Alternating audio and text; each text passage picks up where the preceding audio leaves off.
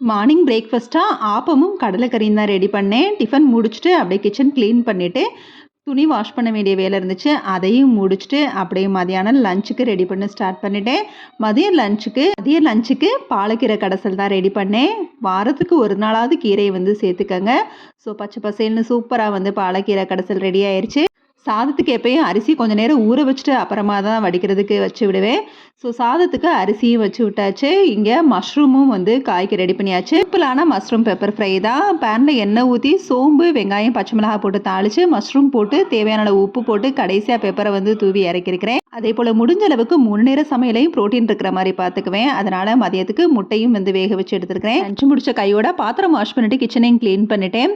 அப்புறம் இளநீ இருந்ததுனால அதையும் கொஞ்சம் குடிச்சிடலான்னு ஓப்பனர் வச்சு தான் ஓப்பன் பண்ணேன். இது இளநீ முழுசாக இருந்தாலே அப்படியே நம்ம வந்து ஓப்பன் பண்ணி எடுத்துடலாம். ரொம்பவே சூப்பராக ஈஸியாக வந்துடும். இளநீ குடிச்சிட்டு நைட்டு 7 மணி போல் மாவரைக்கிறதுக்கு அரிசியும் ஊற வச்சுட்டேன்.